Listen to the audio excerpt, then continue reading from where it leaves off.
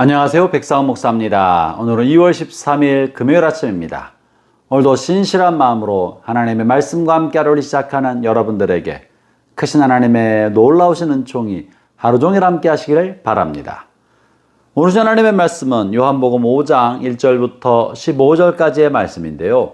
오늘 본문에는 갈릴리에서 사역하시던 예수님께서 명절이 되셔서 다시 예루살렘에 올라가셔서 예루살렘 안에 베데스다 연못에 있는 환자를 고쳐주신 내용이 본문에 기록되어 있습니다. 오늘 본문의 이 사건을 통해서 주께서 우리에게 어떤 말씀을 하시기를 원하실까요? 이 베데스다 연못에 관련된 내용을 잠깐 먼저 살펴보도록 하죠. 2절부터 3절, 4절을 먼저 읽어보겠습니다.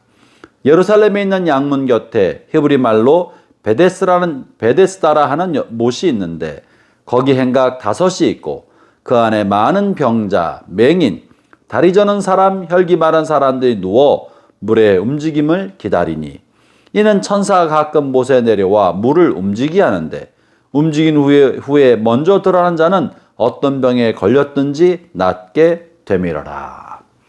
예루살렘의 베데스다, 자비의 집이란 뜻입니다. 자비의 집이라고 불리우는 연못이 있는데 거기에 행각이 5개가 있고 그 행각 5개 안에는 여러 환자들로 가득 차 있었다는 것입니다. 각종 환자들이 행각에 누워 있는데 그것은 베데스다 연못이 가끔씩 물이 움직이는데 바람 때문도 아니고 지진 때문도 아니고 천사들에 의하여 신비한 어떤 현상이 일어나서 물이 움직이게 되면 가장 먼저 그 연못에 들어가는 사람은 어떤 병에 걸렸든지 나았다는 거예요. 그게 진짜 천사가 한 일인지 어떤 일인지 정확히 알 수 없으나 전해오는 말로 그러하다 하는 것을 기록해 놓은 것입니다. 이렇게 수많은 환자들이 세상에서 고침받을 수 없고 돈이 없어 고침받을 수 없는 사람이나 의학이 안 돼서 고침받을 수 없는 수많은 사람들이 다만 언제 일어날지 모르는 이 물이 베데스다 연못이 움직이는 그 현상 그 하나만을 바라보고 누워 있었던 것입니다. 그리고 그 중에 가장 먼저 물에 들어간 사람만 고침받았으니 고침받을 확률이 얼마나 낮은 겁니까? 정말 가끔씩 벌어질 수 있는 이 요행스러운 일만 바라고 기다리고 있었던 환자들이 이렇게 많았던 것입니다.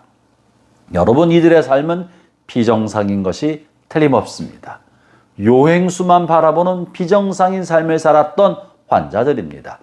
이들이 이런 삶을 살았던 것은요, 몸이 아프기 때문에 그런 거예요. 병들었기 때문에 그런 것이에요. 정상적인 삶을 살 수 없을 만한 처지에 있었기 때문에 이들은 그저 수개월이고 수년이고 이 행각에 누워서 요행수만 바라보고 있었던 것입니다. 예수님께서 이 베데스다 연못 이 행각 근처를 지나가게 되셨는데 그 중에 한 사람이 눈에 꽂혔던 것입니다. 그리고 그 한 사람을 찾아가서 그의 병을 고쳐줍니다. 주께서 이 많은 환자, 5개 행각의 환자들이 가득 차 있었건만 주님은 오직 베데스다 연못에 있는 한 명, 그 한 사람의 질병만 고쳐주셨습니다. 누구였을까요? 왜 그러셨을까요? 이 사람이 선택받은 이유는 무엇일까요? 이걸 통해 하나님 우리에게 말씀하시고자 하는 말은 또한 무엇일까요? 5절, 6절, 7절을 읽어보겠습니다. 거기 38해 된 병자가 있더라. 예수께서 그 누운 것을 보시고 병이 벌써 오래된 줄 아시고 이르시되 네가 낫고자 하느냐? 병자가 대답하되 주여 물이 움직일 때 나를 못에 넣어준 사람이 없어 내가 가는 동안에 다른 사람이 먼저 내려가나이다. 그래서 주께서 이 사람에게 자리를 들고 걸어가라 하시고 고쳐주셨습니다. 여러분, 본문을 통해 알 수 있는 내용이 뭡니까? 주님께서 왜 이 사람의 질병을 고쳐주셨습니까? 이 사람이 선택받은 이유는 어디에 있었습니까? 이 사람이 주님을 바디메오처럼 먼저 부른 것이 아니었습니다. 심지어 이 사람은 예수님을 알아본 사람도 아니었습니다.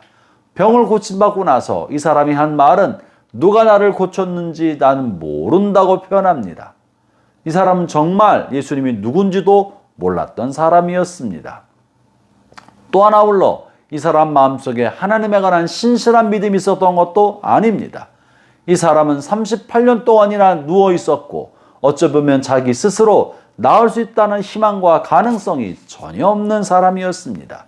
심지어 이 사람은 말하기를 자기 이렇게 오랫동안 누워있는 까닭은 나를 도와주는 사람이었기 때문에 그렇습니다 라고 타인에 관한 핑계, 환경에 대한 탓 이런 것만 하고 있는 사람이었습니다. 거기 솔로몬 행각, 베데스다 연못 주변에 있는 행각에 수많은 환자들이 있었고 보지 못하는 사람, 걷지 못하는 사람, 중풍병 걸린 사람 수많은 환자가 있었는데 그들은 대부분 스스로 움직일 수 없는 사람들이었을 것입니다. 또 앞을 보지 못하는 사람이 물이 움직이는 것을 어떻게 알고 들어갈 수 있었겠습니까? 다수의 환자는 타인의 도움이 없다면 물에 들어갈 수 없는 사람이었건만 이 환자도 자기 자신이 이렇게 낫지 못하고 있는 까닭은 자신을 도와주는 사람이 없었기 때문에 그렇다라고 타인 핑계, 환경 핑계를 대고 있었던 것입니다. 고질병인 것이죠. 타인에 관한 의존이나 환경 탓만 하고 있었던 사람인 것입니다. 몸만 병든 것이 아니라 정신과 마음도 병든 사람이었고 이 38년 동안 병들은 이 고질병과 마음마저 병들었기 때문에 나을 희망은 전혀 없었던 절대적인 절망, 희망의 줄기가 하나도 없는 그런 사람이었습니다. 놀랍게도 주님은 이 사람에게 관심을 가지시고 이 사람의 병을 낫게 주신 것입니다. 예수님께서 이 사람의 병을 낫게 주신 까닭은 수많은 사람 중에 이 사람이 믿음이 있었기 때문에 그런 것이 아닙니다. 이 사람이 무언가 희망이 있을 만한 사람이기 때문에 가능성이 있어서 그런 것도 아니었습니다. 오직 주님 보시기에 이 사람이 가장 절망적이었기 때문에 이 사람을 마음에 두시고 고쳐주신 거예요. 그 근거가 5절입니다. 그 누운 것을 보시고 병이 벌써 오래된 줄 아시고 너무 오랜 세월 동안 고질적으로 누워 있었다는 사실을 주님이 탁 보고 아셨던 거예요. 희망이 전혀 없는 상태에 있었다는 사실을 아셨던 것입니다. 사랑하는 성도 여러분, 주님께서 오늘 이 사람을 택하셔서 고쳐주신 것은 이 사람은 희망이 없다고 보셨기 때문에 그런 거예요.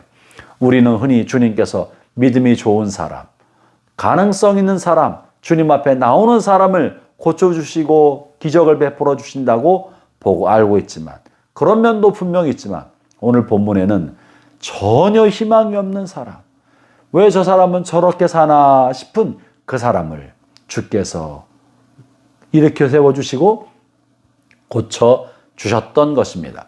형제자매 여러분, 오늘 하루를 살아갈 때 무언가 희망 있는 사람, 괜찮은 사람, 나은 사람만 찾아볼 것이 아니라 희망이 없는 사람, 저 사람은 도대체 왜 저렇게 사나 싶은 바로 그 사람을 향하여 예수님의 마음, 연민과 자비, 측은히 여기는 마음과 동정심을 가지고 그를 희망 없게 보지 아니하고 내가 필요한 사람이라고 여기고 그에게 여러분의 자비로운 손길을 내밀어 보시기를 바랍니다. 기도하겠습니다.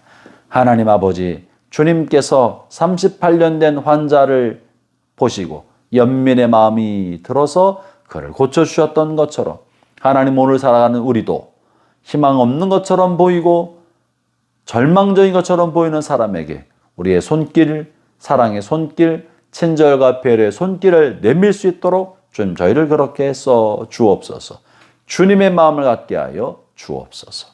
예수님 이름으로 기도합니다. 아멘.